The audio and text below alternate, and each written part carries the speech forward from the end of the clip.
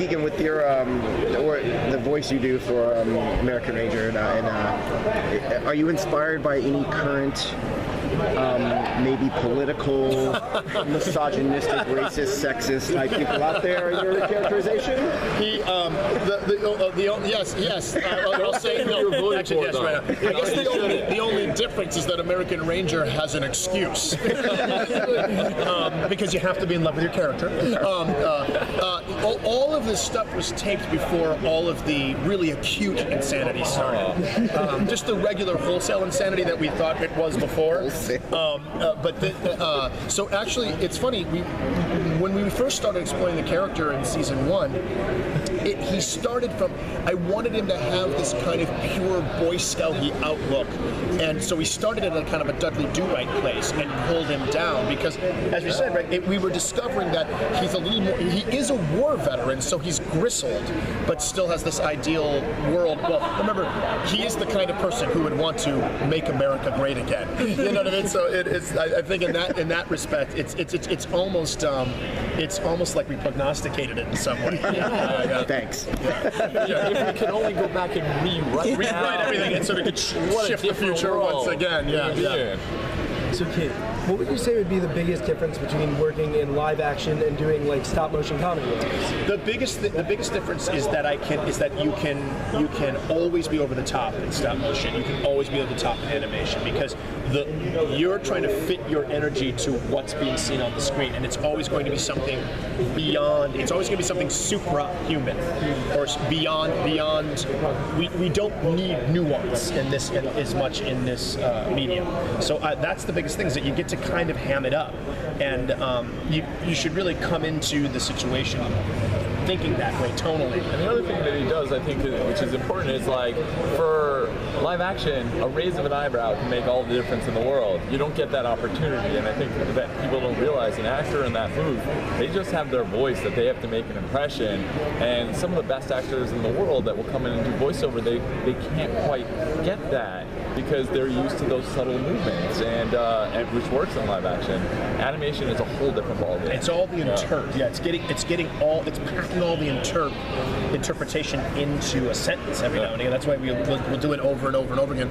Or it's almost sometimes I will say the meaning of the sentence and then say the sentence, so that because you guys have got to.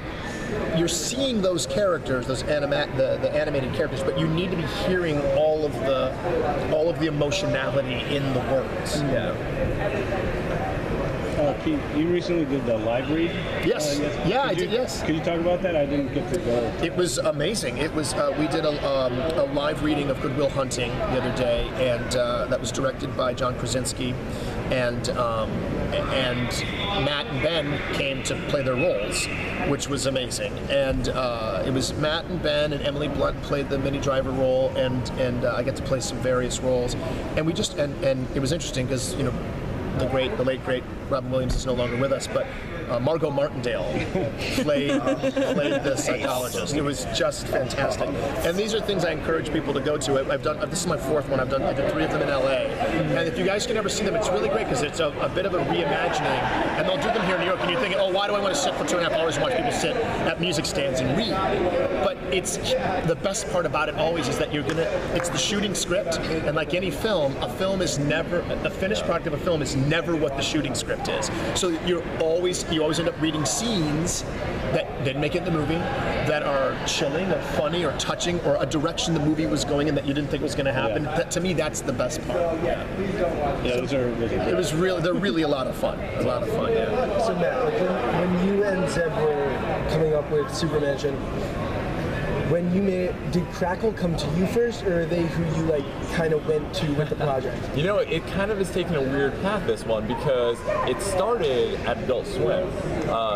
This thing, we shot the pilot, and as we did it, Mike Lazo, actually his biggest comment and problem with it was it's too linear, and ultimately he was worried that it was going to get too deep into its own lore, and he wanted to be a little bit more non sequitur, and we wanted to do a show that was going to be, we like this saga, we like these characters evolving, and wanting to have the long lasting effects.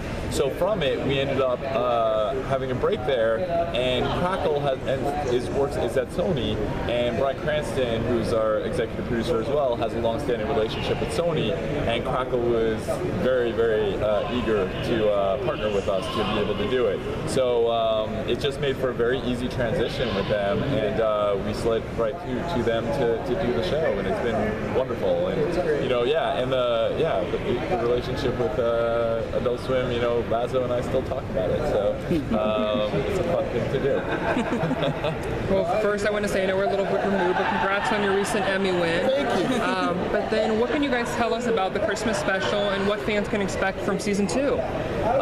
Christmas special is great. It's a very simplistic story in the sense that it really is about one character's wish to have Santa become real, and what happens if Santa Claus really had to understand what it's like to really be a Santa Claus, to have to get to 1 billion people's homes all in one night, and what happens to a brain in that capacity, and then realizing what power he may have, and watching the characters have to deal with the beauty and psychotic break of Santa Claus.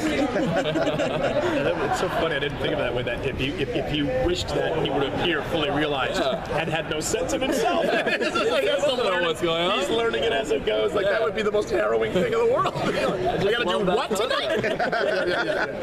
Yeah, it's very uncomfortable. So Gary plays Santa Claus, and he's spectacular, absolutely. And now Jim Parsons, I should shout out. The wish that is being made was to this other character that's kind of like a Mitzelplick kind of character, and Jim Parsons plays that character and sings throughout this thing, and he's unbelievable. That man's unbelievable. He's amazing. Talented fellow. Matt, so I wanted to ask you, because SuperMansion is all about deconstructing heroes, deconstructing the lore, and that's extremely popular these days, but sometimes creators, Zack Snyder maybe, go a little bit We're not going to name names. too far into the cynicism route, and it turns into this joyless kind of misery. And I'm just kind of curious of how you're trying to hit the fine line of, we still love superheroes, but we're still trying to point out what's great, like. Yeah, I think that goes way back to our Robot Chicken days. We always say we like to make fun with the characters, not of the characters, and it stems back from all of us being comic geeks. Like, it's just finding the twist on it. We like to say we just take the characters and turn them 90 degrees on their side. They're still human. You still can care for these characters. You don't have to hate on them or turn them into these dark heroes and different versions of them. Just find the core of their personality and go on that adventure with take an absurd world and make it mundane. That's kind of the catchphrase that I use when I talk about this stuff. And for that's what we like to do with all these archetypes, the same type of thing. And then we found their personalities, which is different than, American Ranger started out as an archetype of Captain America, but he's a very different character than, I don't think the two of them would get along at all. At all. So, it's fun to be able to do that. You have a relationship with DC Comics based on the specials you've made. Have you spoken to them about SuperMansion? Do they have an opinion about it? The funny thing is, when I broke into this world, Jeff Johns and I wrote our first couple pilots together. He was my writing partner. He was at my wedding party. So when I saw him after he punched me in the face, it's like we don't have it. It's all love there. He laughs at it. We have a good time, and that's what's really nice about the whole situation. Keegan, we talked to Gary and Heidi about ad-libbing and improv. Yeah. You have a big background in that. How much room do they give you in there? Have some of yours gotten in? What are some of your favorites if they did? They give us all the room. Okay. First, all the room. It's a wholly collaborative process. The one of the favorite things is that is these vocal signatures that you develop that appear sometime in the middle of the second or third episode, because it's not a waste of time, in a manner of speaking, to screw around a little bit, and for your sole job in a moment is to try to make people laugh. Like, I'm trying to ruin a take on purpose. But sometimes if that happens, you do get a piece of gold from that. So one thing that's interesting is there's this thing that that American Ranger does, which is it's the manner in which he laughs. So he always goes, and I'm just trying to make Zeb have a joyful day. That's all I really want is for Zeb and Matt to have a fun time. But then now that vocal signature has found itself into the kind of the viscera of the character. We have a whole file of just that laugh. That we like, we want that one for this one. Right. And for Agony, he is now a little more sinister. And even though I mentioned not being nuanced, he's a little more sinister and a little more nuanced than he was in the beginning. In the beginning, it is just we're this trope where we're lampooning Samuel L. Jackson characters. You know what I mean? But remember, he was screaming all the time, yep. and now we've got more of this feeling about him, and that's what's so fun about doing the show and so attractive of doing the show is watching them evolve and having the stories evolve while we're doing them. The Agony stumbling to try to find a word, like where he'll just run, it'll get me in the booth every time. It's just like this little, like I don't even know how you would do it, but it just comes out, and it's every time Zeb and I are like, we're gonna use this, mark that one. Like he doesn't even see it, and we're just like marking little notes to ourselves. Marking little notes of it. It's great. And I just found out today that you will be writing episodes as I'm improvising in the booth. Oh yeah. We're sitting there and we're making little things back and forth and pass little notes. So I'm the one responsible for making me come back second or third and fourth times. Right? Yeah, exactly. All those breakups, I'm not going to say anything, It's not that it's bad and we need it. It's like, we roll so. Anyway, next question. I just had a quick question for Keegan. I wanted to ask you because Key and Peele recently ended, and you were both in Storks together, and now you're going your separate paths. You're doing SuperMansion. He just came out with that trailer for Get Out. I'm just kind of curious. Peele did. Peele came out. Yes. Yeah. I'm just kind of curious if you find that Hollywood is still trying to pressure you back together. If they're still. Well, we're together. We are together, and we'll never not be together. It's just taking little hiatuses to do things that we want to do. We enjoy working together so much, and there's a comfort level there that we want to maintain. Yes, there is a little bit of pressure that it's less now than it certainly was even 6 months ago.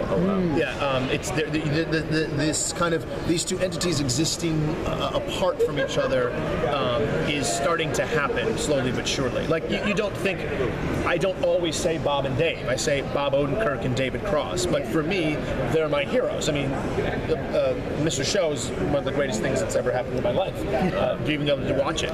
But so it's happening, but not as much as it was before. But there are times where it's like, well, we'd love if Key and Peele would do that. And nowadays what happens is we go, well, ask them if they just want him to do it, or ask them if they just wanted him. And I think the answers become, it's more frequently,